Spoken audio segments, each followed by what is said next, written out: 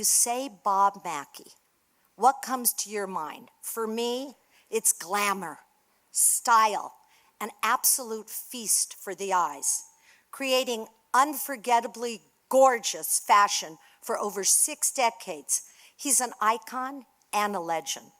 When you see his creations up on the screen or on the stage, it is instantly recognizable as one of a Bob Mackie original, just as important as the people wearing it, who are pretty famous.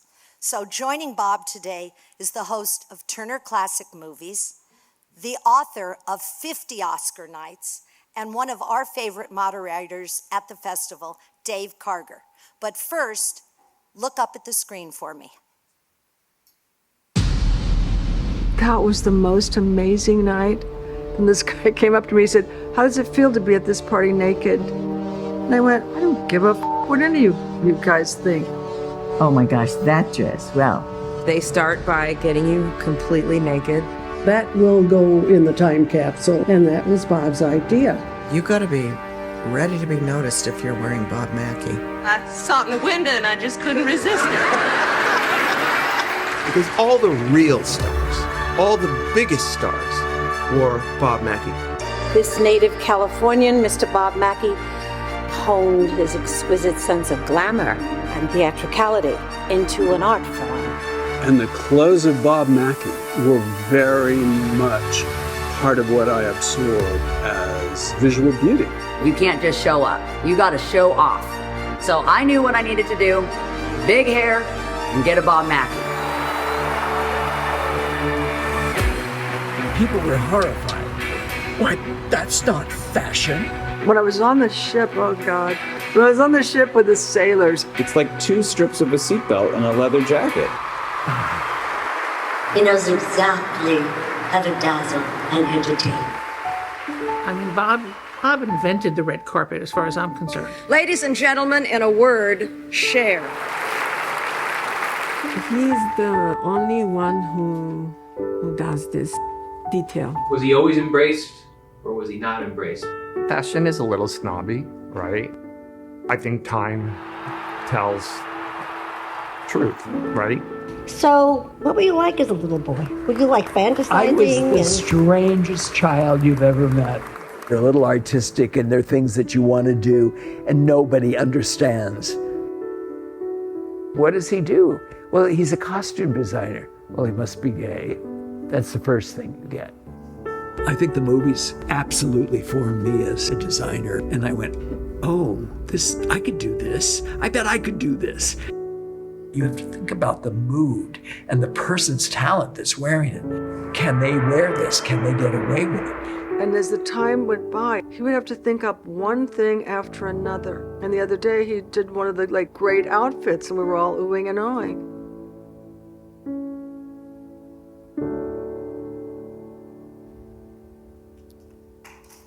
Ladies and gentlemen, Dave Karger with the incredible Mr. Bob Mackie.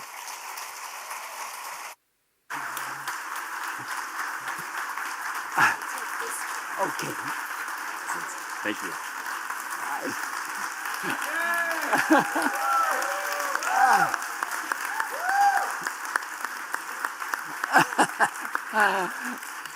Oh, something to do on a nice warm night. Yeah. So great to see you. Thank so you great for to see coming. all of you here. Yes. Thank you all for coming. Thank you to everybody involved with the Rancho Mirage Writers Festival for putting this together. There's a lot of people here. A lot of people. Yeah. And a lot of people who wish they were here, Bob, unfortunately. Oh. So, Bob, this is fun for me. You and I have spoken on stages before. We've done this in Los Angeles when you had the premiere of your documentary. We've done an event with Carol Burnett together in Newport Beach. I've even interviewed you in the middle of the Atlantic Ocean on the Turner Classic Movies cruise. But that was fun. That was really fun. Yeah. Memorable for several reasons. Not the least of which was when a Bob Mackie fan presented him with a taxidermied squirrel wearing the Carol Burnett Gone with the Wind dress. Don't you wonder what's in their brain? Yeah. Yeah. But I was the one that had to go and get it from this person in the front row, and my phobia in life is dead animals. of any sort, which I'm sure it is for a lot of people anyway. But what I'm getting at is that this is the first time that I'm interviewing you down the street from both of our homes, because we are both locals here in the Coachella Valley. So, yes, did you know that? Yes. So I would love to know, you've now lived here for about 6 years, give or take 5? 4.5, 5, I don't know, something like 2019. That. Yeah, the Cher Show in New York finished on Broadway, and I said, I got to get out of here. I'd been in New York too long at that point, and I ended up here visiting my friend Joe, and I looked at some houses, and I'm still there. What do you like most about living here? I don't know, just the ease of it all. I feel very comfortable here. You know, it's fun. I'm with you. And a lot of people on the street are so friendly and fun. Are they stopping you like every day? Sometimes. Don't they stop you? Occasionally, but you're not the guy like on TV every day. Yeah, but please, I'm not Bob Mackie. So I'm intrigued by the moment in the trailer, and we should tell people, if you have not watched the documentary Naked Illusion, gotta see it. You can rent it in the comfort of your own home on Prime Video, Amazon. I think it's not expensive, and you really should watch it because it's very illuminating. And I'm intrigued by that moment where you say that you were a strange child. What was strange about you? Well, because there weren't any kids in my neighborhood, and there were nobody to play with. So I just stayed inside and drew pictures all day. And my grandmother, I lived with my grandparents, and my grandmother used to lock me out on the front porch. And we lived near the Hollywood Park racetrack in Inglewood. And they'd cut off our front yard completely and gave her a lot of money for it because it was after the war. I lived through the whole war. I'm that old. And it was just crazy, you know, and I would just be crying. And my grandmother said, but you haven't had any fresh air all day. It's all right. I made a living out of it later. Did anyone teach you how to draw? No, you just start doing it, and you just keep doing it until you get better. Did you think that you were good from the beginning? No, I just did what I wanted to do, and I loved the movies. And you know, when it's during the Second World War, there wasn't any television, there wasn't any internet, there wasn't anything except to go to the movies. And when you're 4 or 5 years old, they just say, oh, he'll fall asleep. And so I never fell asleep. And nowadays, if I see a film like on Turner Classic, and I said, I've never seen this, but God, that is so familiar. And then I realized I'm looking at a film that I'd seen as a child. And I just remembered this costume or that person or somebody goofy and funny. And I loved Carmen Miranda and Betty Grable. Those are my favorites. My understanding also, because I saw a bit that we put together on you that aired on Turner Classic Movies around an auction I think that you were doing. Right. And you spoke about the fact that the movie An American in Paris, which is a favorite of mine, Oscar-winning musical, one of the few. So beautiful. Was a very important film in your early life. I was about 11, I think. That sounds right. When that came out. And the movie was an okay little musical. But then when the ballet at the end came on with all that Gershwin music, it was just amazing and beautiful to look at. And when I had decided that Irene Sharaff, a costume designer in Hollywood, had done the ballet costumes and the whole, and even designed a lot of the scenery. And I thought, she is my favorite designer in Hollywood. And it was at that point I said to myself, I think I know what I need to do now. Because I wasn't sure, really. I knew I liked to draw, but that was it. When you think back to it, early on in your career, you were working for Edith Head. Right. Who was one of the most decorated, costume designers. Decorated, but she had all these people designing for her at the same time. And I was just out. I quit school. I quit Chouinard Art Institute because I said, it's time for me to go to work. I was already 20, I think, when I quit school. And, I felt it's time to work. And I told them, and they were mad at me because I was leaving. But I'd won all the awards, so I thought I could just go quit. And that week, I got a job. I got a job at Paramount. just and working for another designer that was using space there, and it was Edith Head's little suite of rooms that she had at Paramount when all the stars would come in and everything. I thought, oh, this is a good place to be, and our little office was on the way to the ladies' room, so all the ladies would come in and look around at what we were drawing and doing. It was very exciting. Do you remember some of the first famous actors and actresses that you ever got to see in person then? At that time? Yeah. This little skinny little lady came in and she said, "Where's the ladies' room?" And I said, "It's just right down the hall and to the left."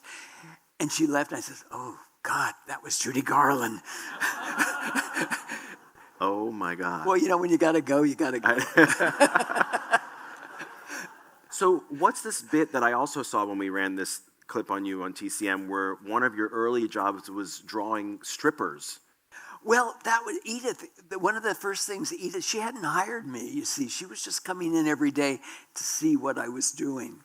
And most of the sketch artists that worked there were talented people, but they were older ladies that had that job, that had been in the movie industry for a long time. And she says, "Can you draw?" And I said, "Well, yeah, that's what I'm doing every day."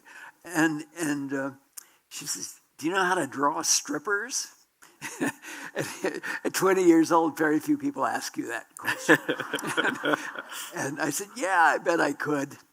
And God knows I've done enough strippers in my life. And what was the point of that? Well, she was doing a Paul Newman film with John Woodward, and it was all taking place in Paris during Fashion Week. Okay. And they were in a strip joint. And I thought, whoa, this is a good job.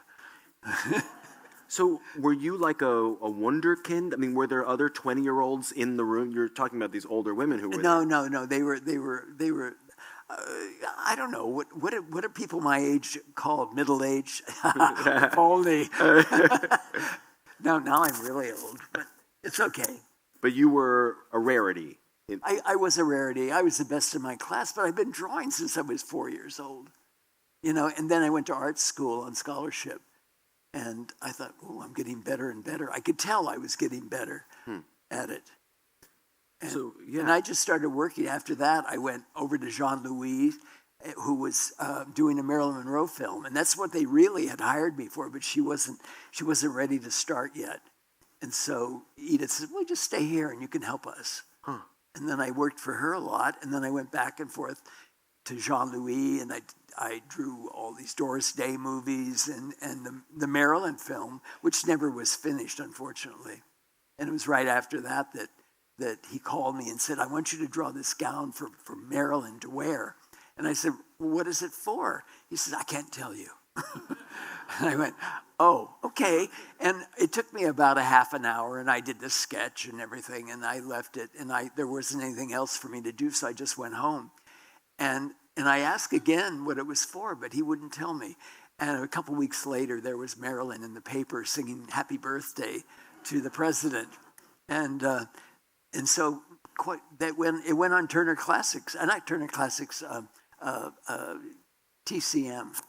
That is Turner Classics. That's Turner Classics? Yeah. Well, no, the auction people. Oh, the Julians? Julians, right. Yes. It went on Julians. And there was a whole table full of just kind of junky stuff that was left over from Marilyn's life that her niece had kept.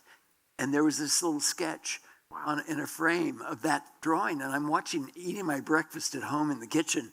And there was my sketch. And it was like several years later that it kind of surfaced.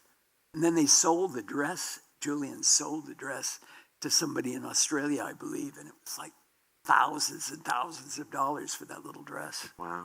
Little dress. It was see-through with lots of little diamonds here and there where you needed them.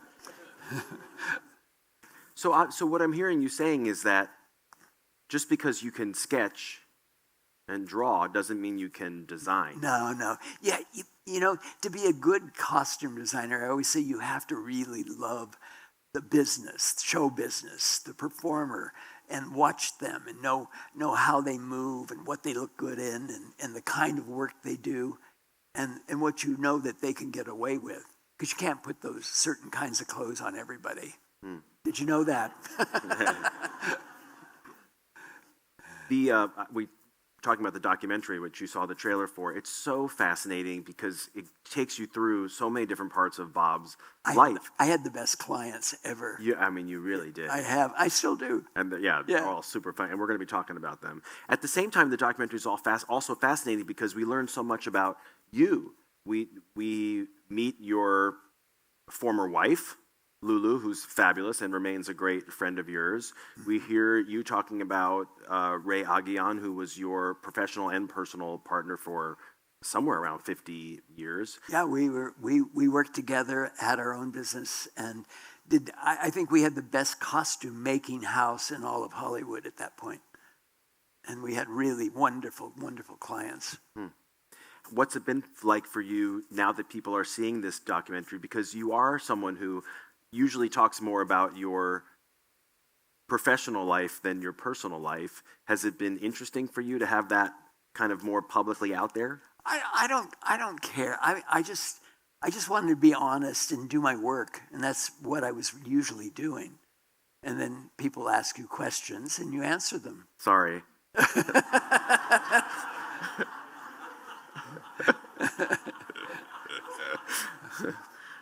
What would you say was the initial connection between you and Ray? Did you have similar aesthetics? Well, Ray was like just a friend in the business that I met at NBC, and he looked at what I did, and he couldn't draw as well as I drew, and because that was what I really did for a living, and he called me one Thanksgiving Eve the night before, and he said, "You want to go to dinner? Tomorrow's Thanksgiving, but I'd like to.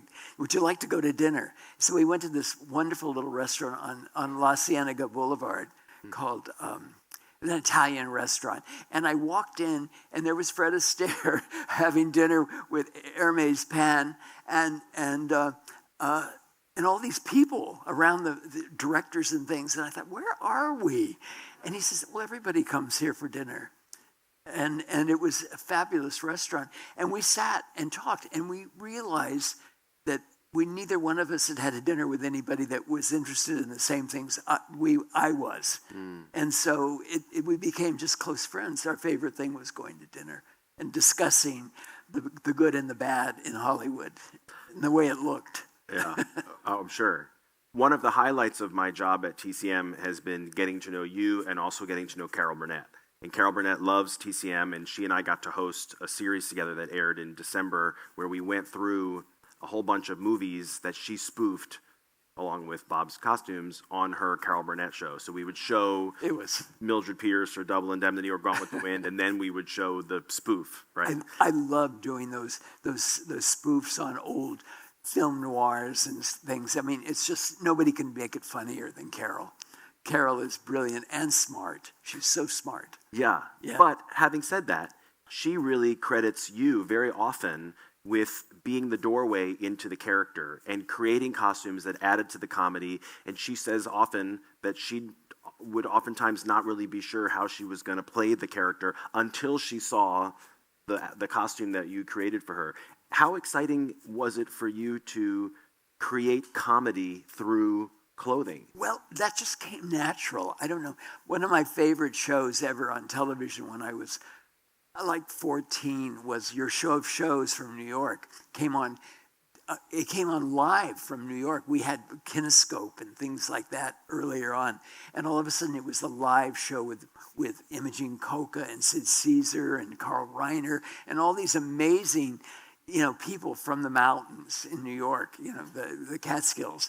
And the comedy was amazing, and I think I learned a lot just from watching them and the dialects, and they would do all these sort of funny foreign accents, which I had no idea what they were, but usually you kind of could figure it out, but they didn't know either. They were making it up as they went along. But it was really good. And that was a great show. It was an hour and a half. They had great dancers on. They had wonderful singers and performers. And then all these comedy sketches. And I wouldn't miss it. I used to sell papers at the Hollywood Park racetrack. And if it got to be around 5 o'clock, I said, well, I don't sell any more papers. I'm going to go watch my show. And that show came on every Saturday night at that point. And after it was over, Your Hit Parade came on afterwards. And if you're my age, which is 80 whatever, you just didn't miss that show. It was like school. It was like college, really. And I think that had a lot to do with how I reacted to certain scripts and things when I was young, a little older. Right. I mean, this is a bizarre question to ask you, but like, did you think you were funny? Because obviously your sense of humor comes across so clearly with this work. I never thought about being funny. I just knew if you went to a movie and they did something that was supposed to be funny and it wasn't funny, you went, oh, that didn't work. But, you know, when it worked, it was magic. And that was just the way my head worked. I mean, talking to Carol about it, I mean, she even did the math for me, and I know you've heard this. Like she calculated how many outfits you designed for the Carol Burnett show, and it's just like thousands. Not just her, but all those dancers and singers and guest stars and just wonderful guests that could do comedy. There were people that, you know, Steve Lawrence was one of those great singers that was so funny. When he needed to be funny, he was really funny. Yeah. He would rather do the comedy sketch and cut his number if they were running out of time. Well, and Carol talks about Steve told her that he was in an airport once and some younger people came up to him and said, aren't you that guy that does those funny bits on the Carol Burnett show? Well, they used to show a 30-minute version of the Carol Burnett show without the musical numbers because the orchestra gets paid more money than anybody. And so it was that half-hour show. And I used to hate that because all my glorious musical numbers got cut, you know, and I just like, oh, I don't know. But then finally they started showing the entire show. Right. Yeah. When you think back to those days, particularly with the Carol Burnett show and just the volume that you were dealing with, did you just have endless energy? Was it exhausting? I loved doing it. It was so much fun. And I would read the script sometimes. It would say, woman walks into a bar. And you go, well, who is she? Where does she come from? Who is she? You know, and I sometimes would read the whole script and I go, oh, well, I know she's a 10th Avenue lady and she doesn't go to that bar all the time. And I had all this in my head that I was doing and I would design it all and then I would show her the sketch and I kind of tell her what I was thinking. And she said, oh, now I know how to play that. Exactly. I never knew before. And it was like that. She was just, we had such a good time. And I had never had another client that had that much to say about anything, costume-wise. That's so she great. did. But she loved what I did.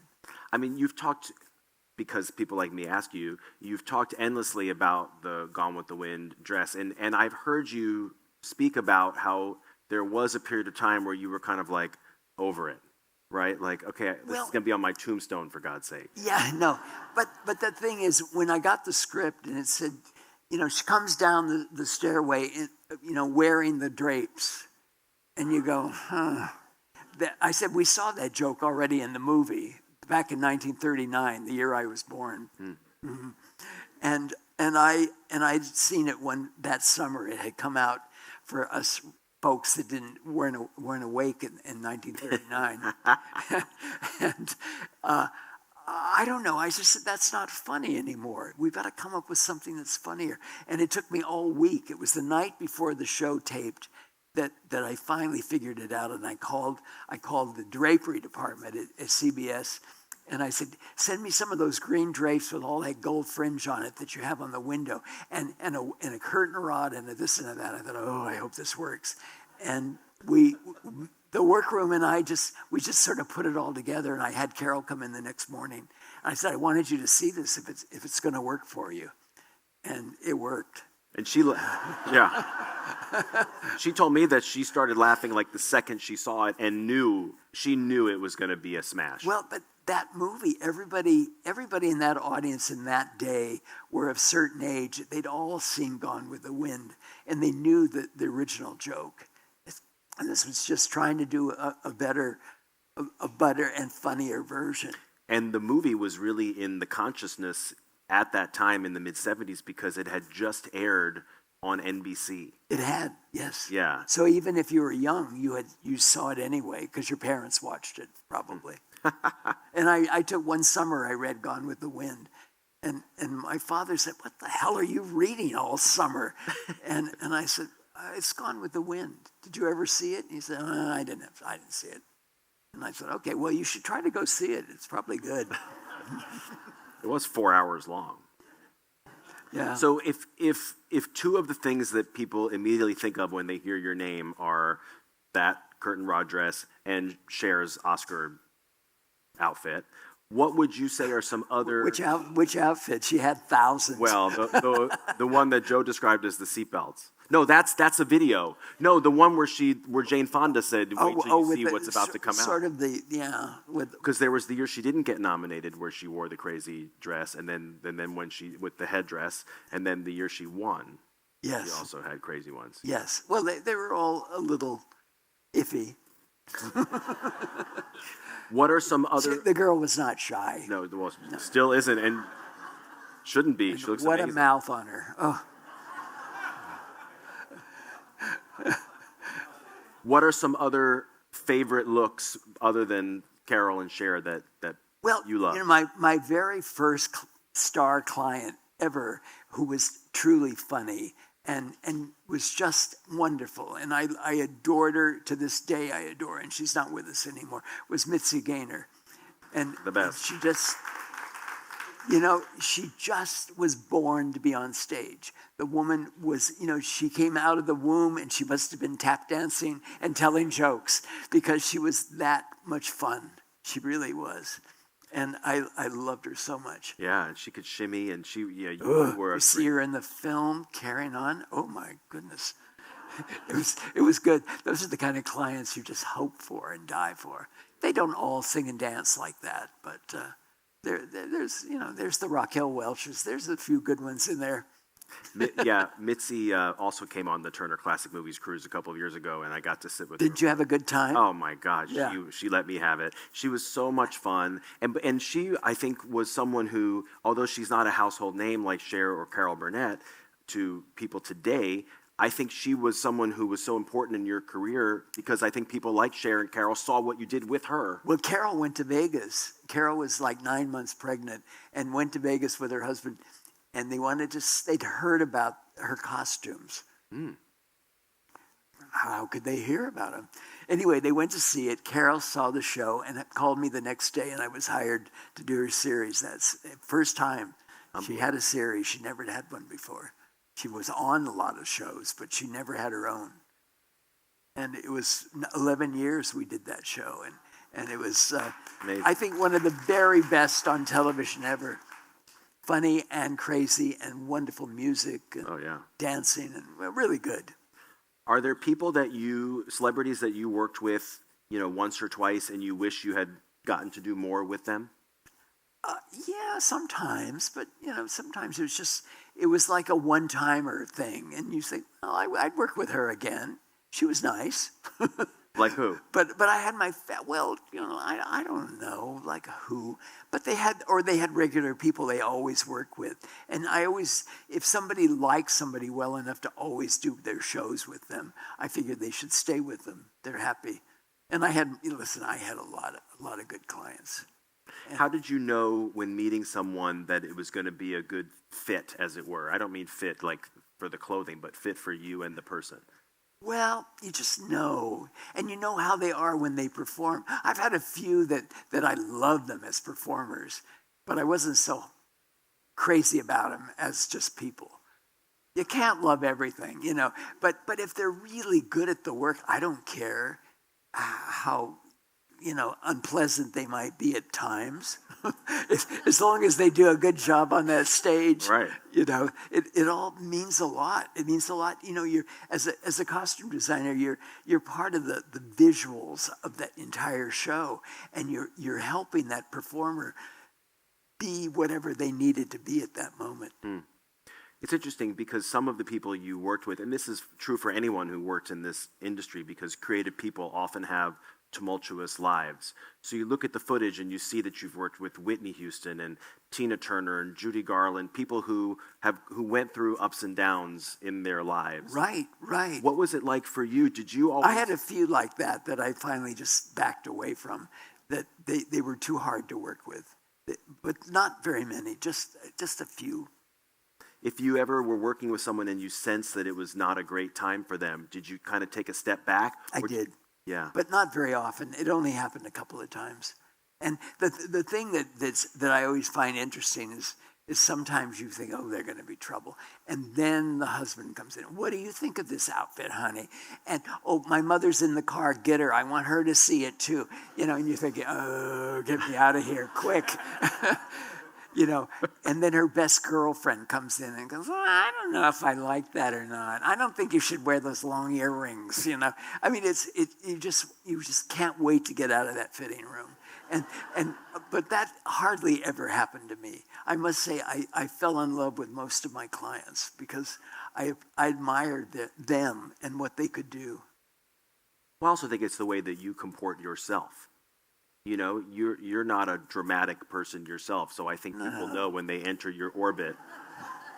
I've never seen that side. No. Well, I mean, no, usually I didn't. And some of them, I started out loving them a lot, and then they just got too picky, and I just went, well, I have other people. Anyway, no, I have been. I've had the best clients ever. Do you draw a distinction between the phrase fashion designer and costume designer? Well, they're not the same. They're not the same at all. You have to really understand the person you're designing for as a costume designer. Maybe they're playing a certain kind of role, and it's a serious drama, and you're making them into a character, and you're helping them as actresses to do that. And then if it's a comedy, you give them things that will...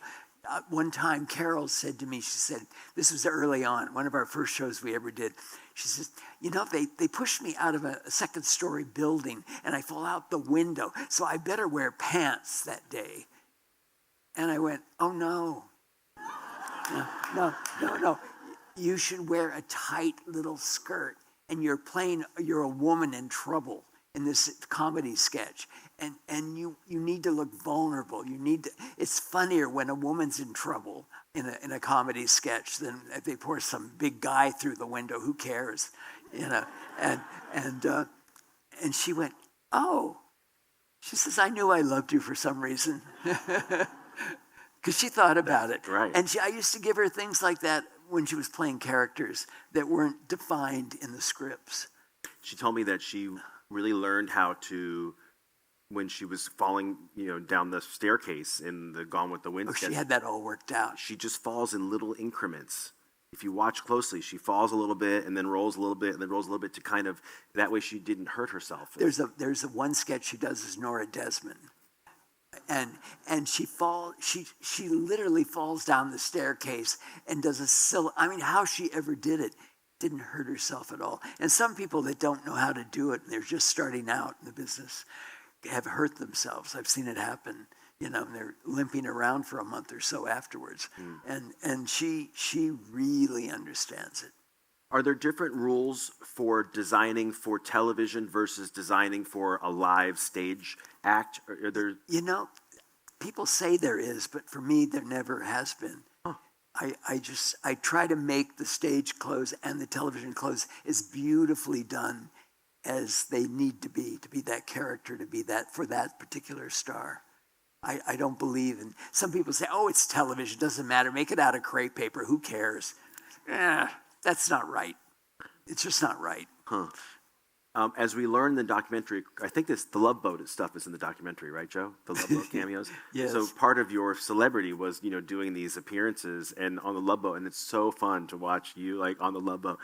Do you remember that experience as being nerve-wracking? Were you comfortable? It was nerve-wracking. They had all the famous New York designers, ready-to-wear designers on the show. And because people had heard about me, they put me on. you know, and because I had done so much television and some film and whatever, and it's just I'm so stupid acting as that goofy boy coming on the boat, but I couldn't help myself. It was just funny to be on it, and people said, "Oh, I saw you on Love Boat last night." Oh. You have done several product lines, right? I mean, you've done like... I've done real fashion, right? And sometimes I went too far, and sometimes it was perfect. You know, you just do the best you can at what you like as designers. What are some of the most successful products of any sort that you've Well, done? probably one of the most successful, and a client that I adore, and she never complains, is the Barbie collection. She just, you know, you can pinch her, you can stick a pin in her, she doesn't say a word. And I've had some very some odd, eccentric clients that came out of nowhere that were huge stars. One was Carol Channing. I mean, that lady just was crazy as can be, but I just loved her, and she was funny, and she knew exactly what she looked good in and what worked for her. And because she was like a big cartoon from the funny paper, she really was. And there's several like that you just kind of go, oh, okay. Are there more Barbies in the works? Yeah, there's always a couple coming up. I stopped doing it for 8 years. I thought, I'm sick of this Barbie stuff, you know. And enough for the 12-year-olds. And they called me recently and asked me to come back and do some for the holidays and whatnot. How fantastic. Yeah, it was fun. It's funny to do because it's like a little client, really. She's only 11 inches tall. Are you surprised by how relevant you are right now? I mean, you have Miley Cyrus, there's Zendaya, all these Pink, these fantastic young... I've got these little, who used to be little baby girls working at Disney. And you know what? They grow up eventually and want to be sexy. And it's just kind of wild when you think about it. And they get up there and they know more about show business than the grown-ups. You know, they might be 21, but they know what lighting is good, what their makeup looks best on them, how to do their hair. They could be choreographers if they wanted to be. They're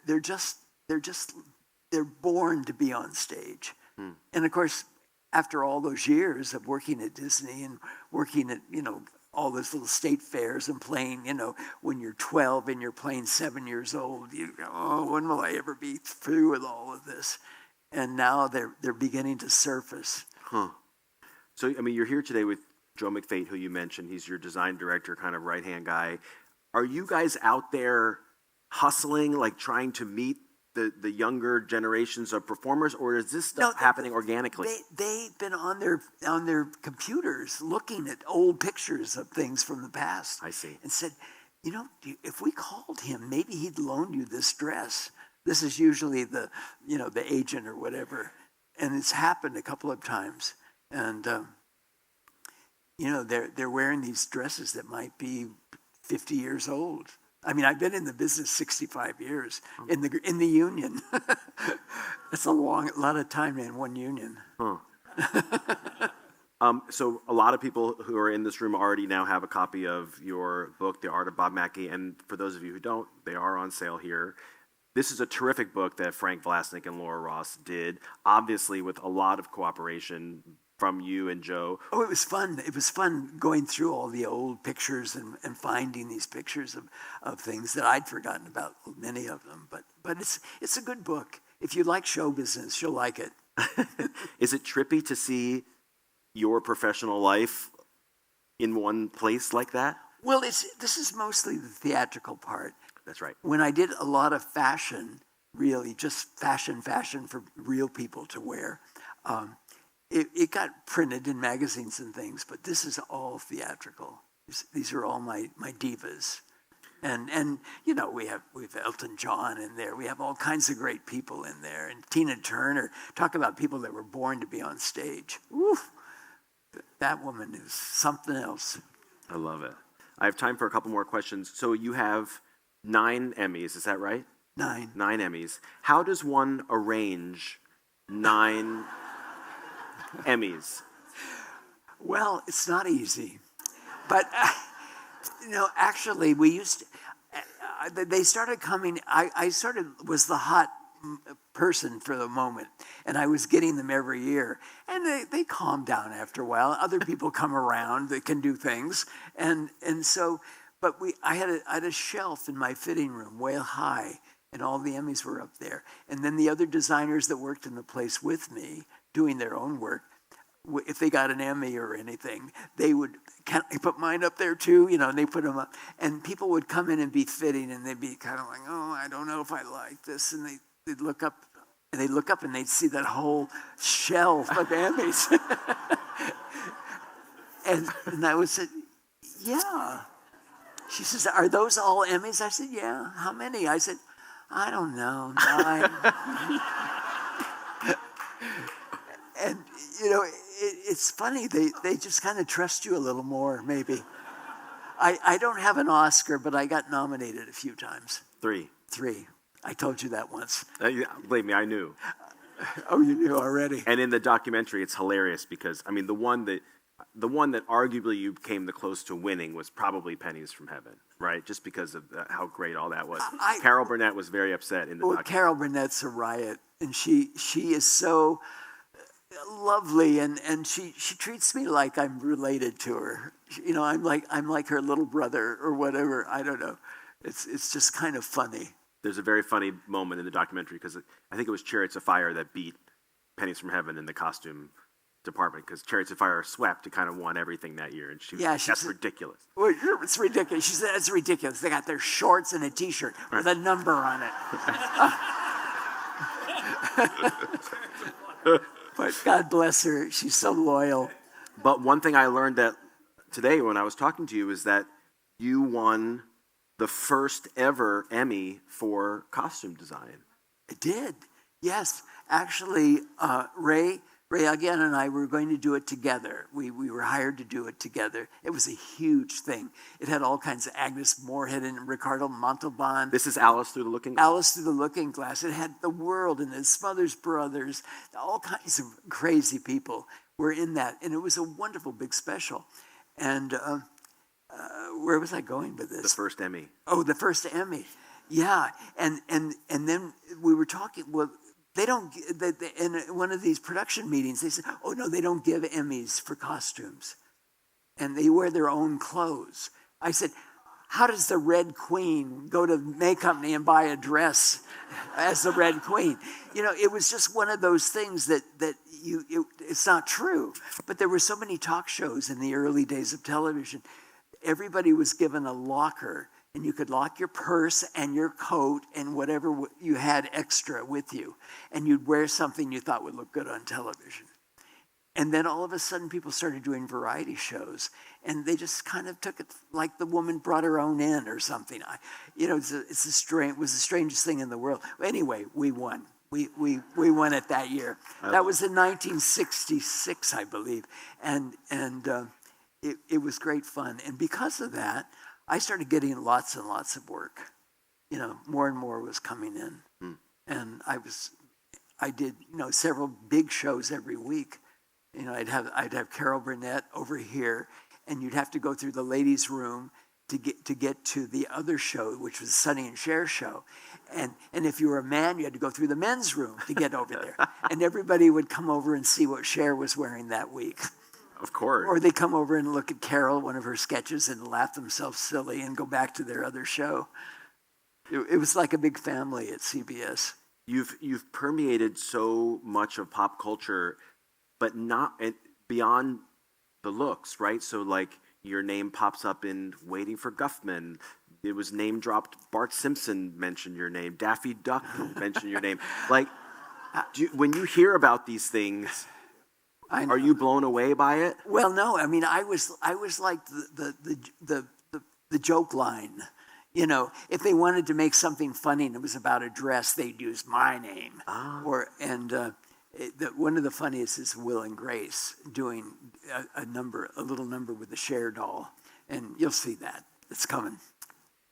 What would you say you're most excited about now that you're working on? I just like I'm looking for new kind of projects and things. I love doing the big Broadway show, which, because I did all these Hollywood kind of things for so long, I didn't do that much Broadway.